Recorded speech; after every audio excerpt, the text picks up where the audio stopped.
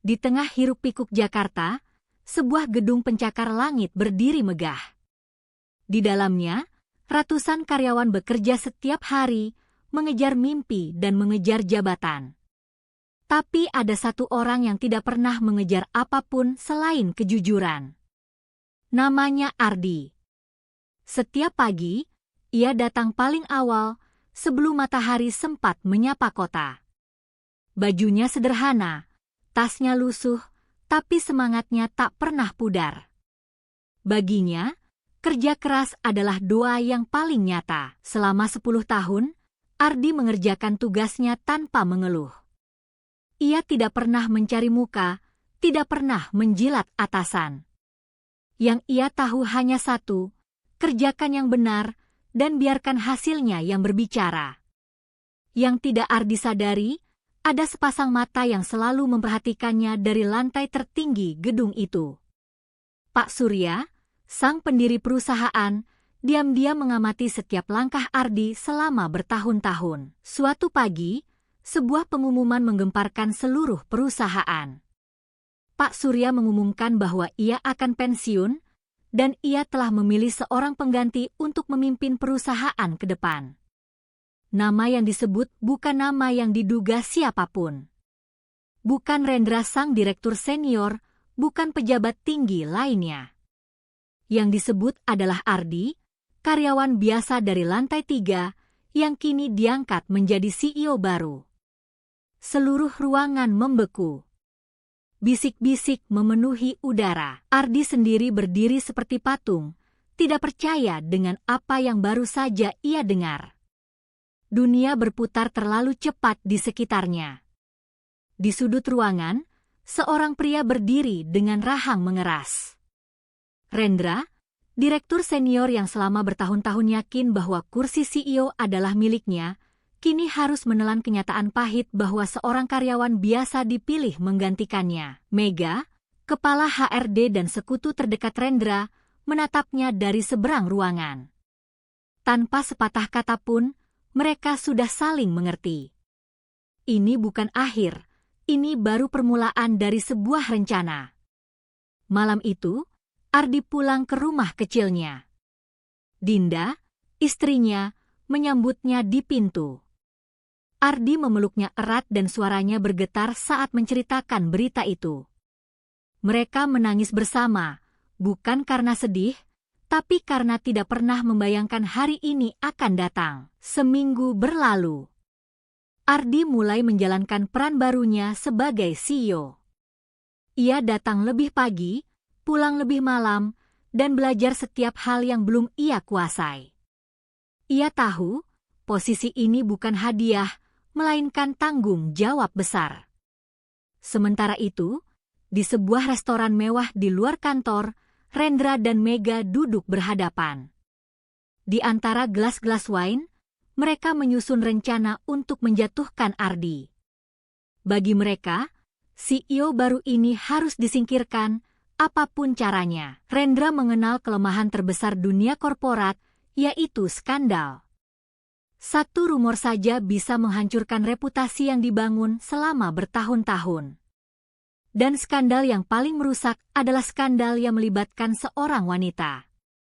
Mata mereka tertuju pada Lina, seorang staf muda yang sering bekerja dalam proyek yang sama dengan Ardi. Lina tidak tahu apa-apa, ia hanya menjalankan tugasnya. Tapi di mata komplotan ini, Lina adalah alat sempurna untuk sebuah kebohongan besar. Mega mengatur sebuah pertemuan bisnis di mana Ardi dan Lina harus duduk berdekatan. Dari kejauhan, seseorang memotret mereka dengan sudut yang menipu. Foto biasa diubah menjadi senjata, kedekatan profesional diubah menjadi bukti skandal. Foto-foto itu diedit dengan hati-hati. Tangan yang tidak pernah bersentuhan dibuat seolah saling menggenggam. Senyum sopan diubah menjadi tatapan mesra. Kebohongan itu dikemas begitu rapi hingga terlihat seperti kebenaran. Perlahan, bisikan mulai menyebar di lorong-lorong kantor. Karyawan berbisik di pantry, bertukar pesan di grup chat, saling melirik saat Ardi lewat. udara di kantor berubah menjadi racun yang tidak terlihat. Ardi merasakan ada yang berbeda. Orang-orang yang dulu menyapanya kini menunduk. Pintu-pintu yang dulu terbuka kini tertutup saat ia mendekat. Tapi ia belum tahu badai apa yang sedang menghampirinya. Malam itu, sebuah email anonim dikirim ke 3 media besar sekaligus. Di dalamnya terlampir foto-foto editan beserta cerita palsu yang ditulis sedemikian rupa sehingga terdengar sangat meyakinkan. Bom waktu itu telah diaktifkan. Keesokan paginya, berita meledak di mana-mana. Judul besar terpampang di layar, CEO baru terlibat skandal dengan karyawannya sendiri. Nama Ardi yang baru saja naik, kini dihancurkan dalam hitungan jam. Telepon Ardi berdering tanpa henti. Wartawan mengerubungi gedung kantor. Media sosial dipenuhi komentar pedas dan hujatan dari orang-orang yang bahkan tidak mengenal Ardi. Dunia maya berubah menjadi pengadilan tanpa hakim. Di dalam kantor, suasana semakin mencekam. Beberapa karyawan senior meminta Ardi mundur. Investor mulai menelepon dengan nada khawatir. Saham perusahaan turun 3% hanya dalam 1 hari perdagangan. Ardi duduk di ruang kerjanya, menatap layar komputer yang dipenuhi berita tentang dirinya. Foto-foto itu terlihat begitu nyata dan meyakinkan. Ia tahu ia tidak bersalah, tapi bagaimana membuktikannya kepada dunia yang sudah terlanjur percaya? Di rumah, Dinda melihat berita itu dari televisi. Tangannya gemetar, air matanya jatuh tanpa suara. Ia percaya suaminya, tapi rasa sakit melihat nama orang yang ia cintai dihancurkan di depan publik adalah sesuatu yang tidak bisa ditahan oleh siapapun. Ardi pulang malam itu dan menemukan Dinda duduk di ruang tamu dengan mata sembab. Mereka saling menatap dalam diam yang menyakitkan. Ardi berlutut di hadapannya, memegang tangannya erat, dan berjanji bahwa semua tuduhan itu adalah kebohongan. Dewan direksi mengadakan rapat darurat. Di ruangan itu, Rendra berbicara dengan nada penuh keprihatinan palsu, menyarankan agar Ardi dinonaktifkan sementara demi menjaga reputasi perusahaan. Beberapa anggota dewan mengangguk setuju. Pak Surya yang mengikuti rapat lewat video call terdiam lama. Ia tidak langsung memvonis, tapi raut wajahnya menunjukkan kekecewaan yang dalam. Bagi Ardi, melihat wajah itu lebih menyakitkan daripada 1000 berita bohong. Lina, wanita yang namanya diseret tanpa izin, menerima dampak yang tidak kalah berat. Ia dikucilkan oleh rekan kerjanya, dihakimi tanpa kesempatan membela diri. Ia menangis sendirian di toilet kantor, tidak mengerti mengapa hidupnya tiba-tiba hancur. Malam itu, Ardi duduk sendirian di kantornya yang gelap. Kota di bawahnya bergemerlap, tapi dunianya terasa gelap gulita. Ia hampir menyerahkan surat pengunduran dirinya. Jarinya sudah menyentuh tombol kirim di layar. Tapi kemudian, ia teringat sesuatu. Ia teringat 10 tahun kerja kerasnya, wajah Pak Surya saat mengangkatnya, janji Dinda yang selalu percaya padanya. Dan di detik itu, Ardi menarik tangannya dari keyboard. Ia tidak akan lari, ia akan melawan. Hari pertama perlawanan Ardi dimulai dari hal yang paling sederhana, memeriksa foto-foto skandal itu dengan teliti. Ia memperbesar setiap detail dan mencari kejanggalan. Dan ia menemukannya, bayangan yang tidak sejajar dan piksel yang tidak cocok, tanda-tanda jelas sebuah manipulasi digital. Ardi menghubungi seorang ahli forensik digital yang ia kenal dari proyek lama. Ahli itu menganalisis metadata foto dan menemukan bahwa gambar-gambar itu telah diedit menggunakan software profesional.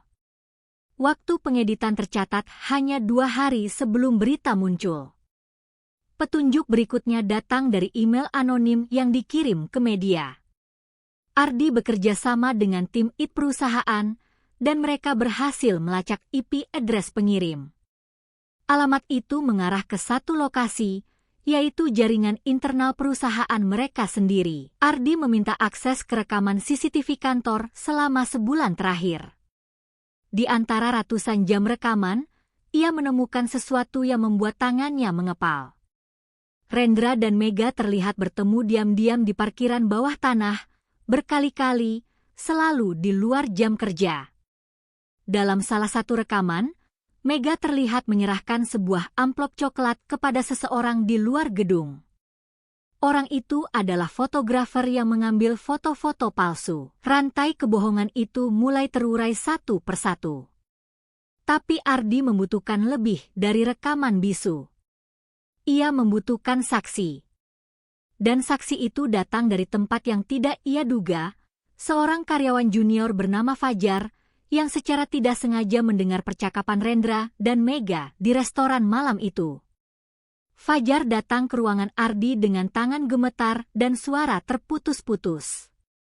Ia tahu risikonya, tapi hati nuraninya tidak bisa diam lagi. Ia menceritakan semua yang ia dengar, setiap detail rencana jahat yang disusun untuk menghancurkan Ardi.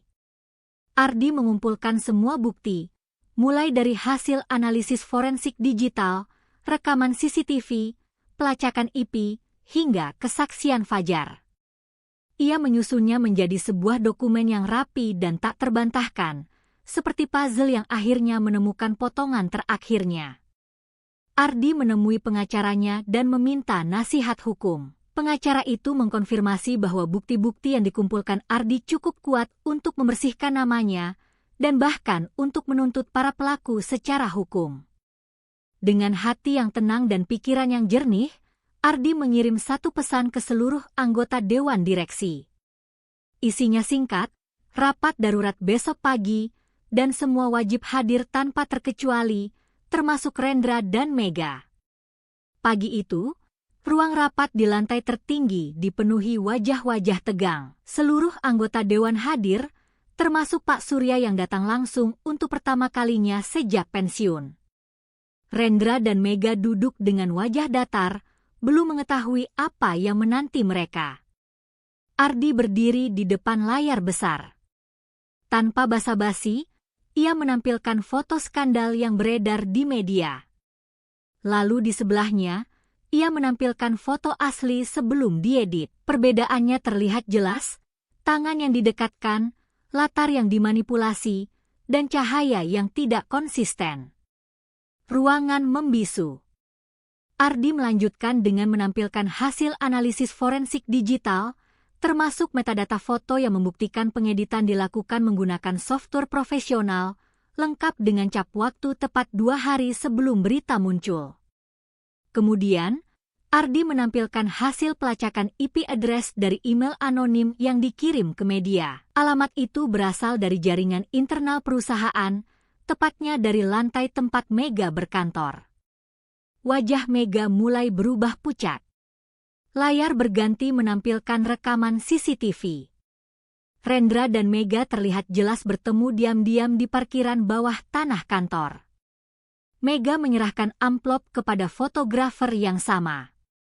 Setiap gerakan terekam dengan jelas, setiap kebohongan terungkap tanpa ampun. Rendra berdiri dari kursinya dan mengebrak meja, menuduh Ardi merekayasa semua bukti. Tapi sebelum ia sempat melanjutkan, pintu terbuka dan Fajar masuk.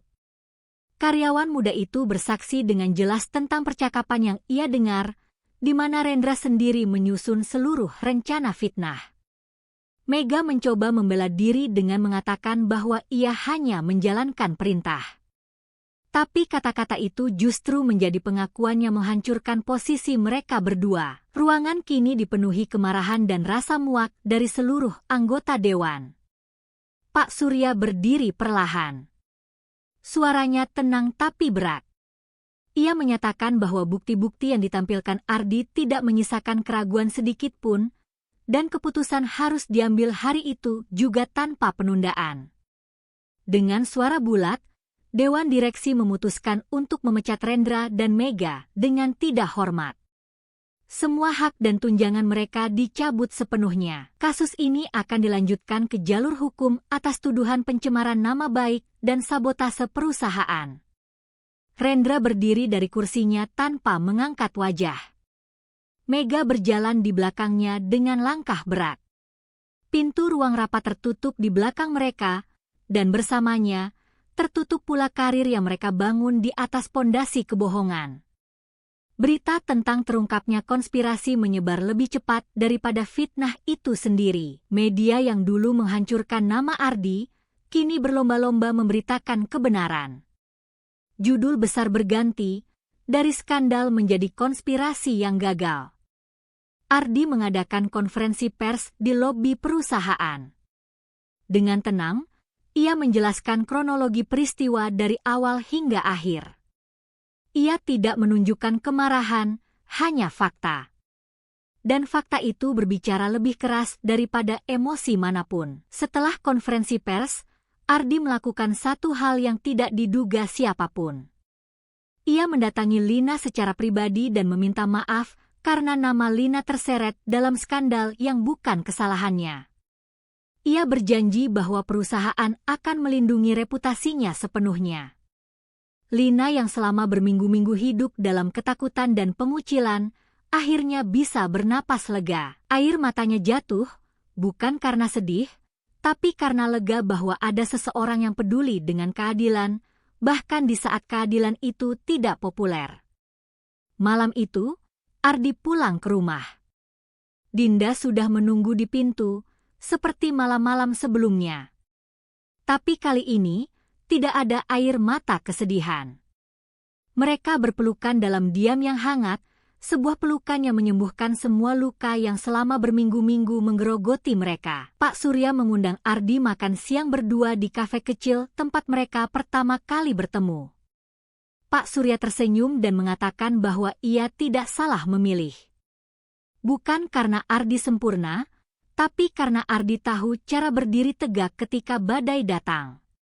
Bulan-bulan berlalu, dan di bawah kepemimpinan Ardi, perusahaan mulai bangkit. Proyek-proyek baru bermunculan, karyawan bekerja dengan semangat yang berbeda, dan investor yang sempat ragu kini kembali dengan kepercayaan yang lebih kuat.